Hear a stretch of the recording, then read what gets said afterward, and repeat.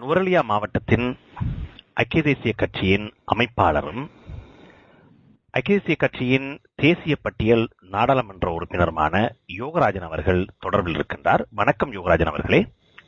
வணக்கம். அதாவது இலங்கையினுடைய ஆட்சி முறைமை என்பது ஜனநாயக ஆட்சி முறைமையிலிருந்து விலகிச் செல்வதாகவும் அது ஒரு இராணுவ சர்வாதிகாரத்தை நோக்கி செல்வதாகவும் உள்நாட்டிலும் ஏன் நீங்கள் அங்கம் வைக்கின்ற பாராளுமன்றத்திலும் கூட எதிர்க்கட்சிகளாலும் சர்வதேச ரீதியாகவும் பல்வேறு குற்றச்சாட்டுகள் சுமத்தப்பட்டு வருகின்றன. அண்மை கால போக்குகளை வைத்துக்கொண்டு இலங்கையினுடைய தற்போதைய ஆட்சி முறைமை பற்றியும் அதிலே இராணுவத்தினருடைய படையினருடைய தலையீடுகள் குறித்தும் உங்களுடைய பார்வை என்னவாக இருக்கிறது? இன்று நீங்கள் பேசுவது மிகவும் பொருத்தமான விடயம்.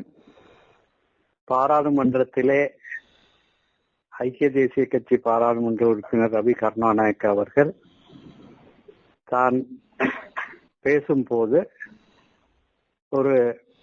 வேறொரு பாராளுமன்ற உறுப்பினர் அரசாங்கத்தின் பாராளுமன்ற உறுப்பினர் ஒருவருடைய வாகனத்திலிருந்து 4 முறை போதைப் பொருட்கள் கிடைக்கப்பெற்றதாக பேசியிருந்தார். பாராளுமன்றத்திலே ஒரு உறுப்பினர் பேசும்போது அவருக்கு விசேஷ உரிமை இருக்கின்றது. ஆனாலும் இன்று சிஐடி பிரிவினர் அவரை அங்கே வந்து இதை பற்றி ஒரு ஸ்டேட்மெண்ட் கொடுக்க வேண்டும் என்று கேட்டிருக்கின்றார்கள். இதை இன்று பாராளுமன்றத்திலே எதிர்க்கட்சி தலைவர் பேசிய போது சபாநாயகர் அந்த சிஐடி உத்தியோகத்தரை அழைத்து அதை உடனடியாக நிறுத்தும்படி உத்தரவிட்டிருக்கின்றார். பாராளுமன்றத்திலே ஜனநாயக ரீதியாக பேசும் உரிமையை கூட மறுக்கும் அளவிற்கு இன்றைய அரசாங்கம் இருக்கின்றது. வடகிழக்கிலே எல்லா ஆளுநர்களும் செயலாளர்கள், மாவட்ட செயலாளர்கள் என்று பல இடங்களில் அரசாங்க உத்தியோகத்தர்களுக்கு பதிலாக இராணுவத்தினரை அங்கே செயல்பட வைத்திருக்கின்றார்கள். இது மாத்திரமல்ல, ஜனநாயக ரீதியாக எதிர்க்கட்சி பாராளுமன்ற உறுப்பினர்கள் அடிமட்டத்திலே சேவையாற்ற வேண்டும் என்பதற்காக பன்முகப்படுத்தப்பட்ட நிதி என்பது 77ஆம் ஆண்டிலே ஜே.ஆர். ஜெயவர்தன் அவர்களால் உருவாக்கப்பட்டது. இதையும் இன்று எதிர்க்கட்சி பாராளுமன்ற உறுப்பினர்களுக்கு வழங்காமல் இழுத்தடிப்பு செய்து கொண்டிருக்கின்றது இந்த அரசாங்கம். இன்று போலீஸ் கமிஷன், எலெக்ஷன் கமிஷன் போன்ற விடயங்களில் எல்லாம் அரசாங்கத்துடைய விருப்பத்திற்கேற்ப செயல்படக்கூடிய விதத்திலே யாப்பு திருத்தம் கொண்டு வரப்பட்டிருக்கின்றது. இந்த சூழ்நிலையில் எதிர்காலத்தில் ஜனநாயக ரீதியாக எந்த கட்சியும் செயல்பட முடியுமா என்பதில் சந்தேகம் ஏற்படுகின்றது. இந்த தேர்தல் முறைகள் மாற்றி அமைக்கப்பட்டுக் கொண்டிருக்கின்றன. கடந்த உள்ளூராட்சி சபை தேர்தலின் போது நிராகரிக்கப்பட்ட நாமினேஷன்ஸ் ஏற்றுக்கொள்ள முடியாது. 4 தேர்தல்களை சந்தித்த பின்னும் தவறு செய்பவர்கள் பிரதிநிதித்துவப்படுத்த லாயக்கற்றவர்கள் என்று கூறிய மேன்முறையீட்டு நீதிமன்றம் இம்முறை தவறு செய்த விண்ணப்பங்கள் எல்லாவற்றையும் ஏற்றுக்கொள்ளும் ஒரு சூழ்நிலை ஏற்பட்டிருக்கின்றது. இப்படி எல்லா விதத்திலும் எதிர்காலத்தில் எதிர்க்கட்சிகள் செயல்பட முடியாத ஒரு சூழ்நிலையை உருவாக்கி சில அரபு நாடுகளிலே ஜனாதிபதிகள் இன்று விரட்டி அடிக்கப்படுகின்றார்கள். அவர்கள் தாம் என்றுமே பதவியில் இருக்கக்கூடிய விதத்திலே அவர்களுடைய ஜனநாயகத்தை மாற்றி அமைத்துக் கொண்டிருந்தவர்கள்.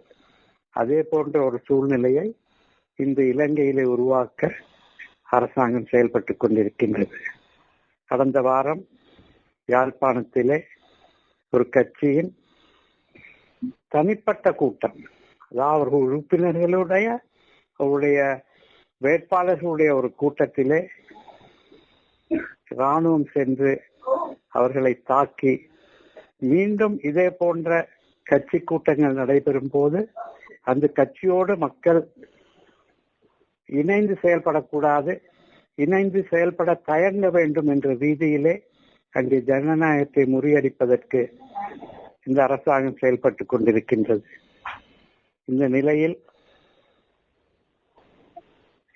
இங்கே வாழும் மக்கள் ஜனநாயகத்தை நிலைநிறுத்துவதென்றால் சர்வதேசத்தை நோக்கி போக வேண்டுமா என்ற சூழ்நிலையில் வாழ்ந்து கொண்டிருக்கின்றோம். ஐக்கிய நாடுகள் சபைக்கு அன்றொரு காலத்தில் மஹிந்த ராஜபக்ச அவர்களே மனித உரிமைகள் மீறல்கள் சம்பந்தமாக படையெடுத்திருக்கின்றார். அவர் இன்று ஐக்கிய நாடுகள் சபையின் அறிக்கையை நிராகரித்து செயல்பட்டுக் கொண்டிருக்கின்றார். அத்தோடு சர்வதேசம் கூறுகின்ற ஒரு அரசியல் தீர்வை முன்வைக்க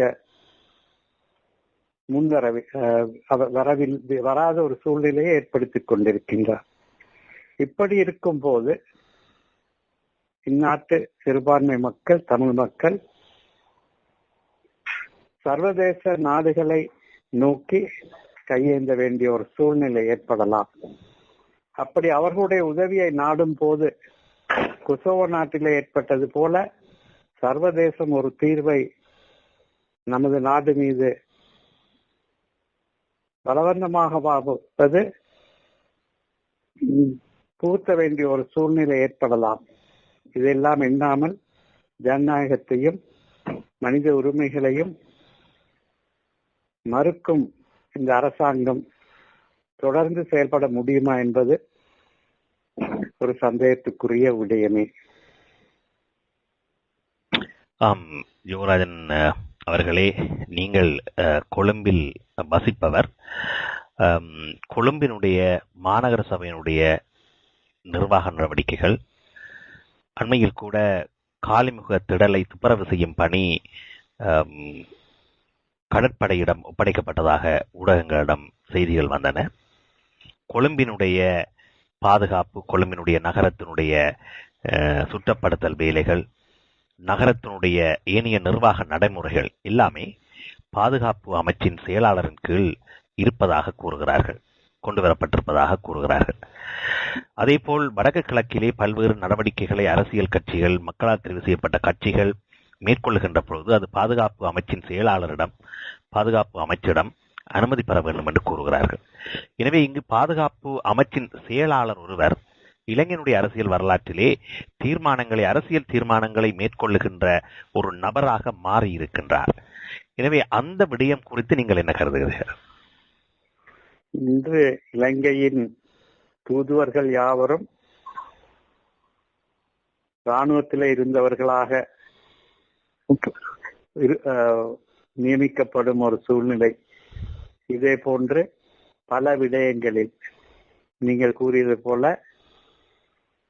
காலிமுகத்திடல் மாத்திரமல்ல, சுதந்திர சதுக்கத்திலும் ஒவ்வொரு நாளும் காலையிலே பல இராணுவ உத்தியோகத்தர்கள் வந்துதான் அங்கே வேலைகளை செய்து கொண்டிருக்கின்றார்கள்.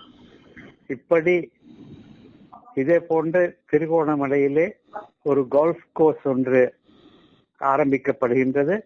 அதற்கான வேலைகள் எல்லாம் நேவியினால் செய்யப்படும் ஒரு சூழ்நிலை அங்கே ஏற்பட்டிருக்கின்றது. இப்படி எல்லா விடயங்களிலும் இன்று இராணுவத்தின் செயல்பாடுகள் தான் முன்னே நிற்கின்றன.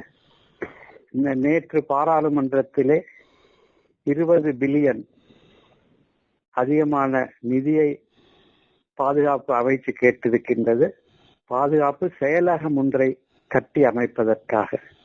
இப்படி எல்லா விடயங்களும் இன்று பாதுகாப்பு அமைச்சு பாதுகாப்பு செயலாளரிடம் கேட்டு செய்யக்கூடிய ஒரு சூழ்நிலை ஏற்பட்டிருக்கின்றது. UDA என்கின்ற நகர அபிவிருத்தி அமைப்பு, இதே போன்ற LLR லேண்ட் ரிக்ளமேஷன் போர்டு என்று காணி மீட்டல் செயல்பாடு என்று எல்லா விடயங்களுமே இன்று இராணுவத்தின் கைகளுக்கு சென்று கொண்டிருக்கின்றன. அங்கே குடும்ப ஆட்சியின் பிரதிபலிப்பாக இருக்கும் ஜனாதிபதியின் தம்பியார் அவர்கள் எல்லா விடயங்களையும் அவர்களுடைய விருப்பப்படி செய்யக்கூடிய ஒரு சூழ்நிலையிலே நாடு போய்கொண்டிருக்கின்றது. இந்த கொழும்பு நகரிலே ஒரு டிராபிக் பிளான் என்றாலும் அதை செய்வது இன்று பாதுகாப்பு செயலாளராக இருக்கின்றார். அது மாத்திரமல்ல, கொழும்பு மாநகர சபையிலே மக்களுடைய ஜனநாயக உரிமையை மறுப்பதற்காக கொழும்பு மாநகர அத்தாரிட்டி என்ற ரீதியிலே மாற்றி அமைத்து தேர்தல் நடைபெறாத, ஜனநாயகம் இல்லாத, நிர்வாக அழகாக மாத்திரமே கொழும்பு மாநகர சபையை உருவாக்க எண்ணுகின்றார்கள்.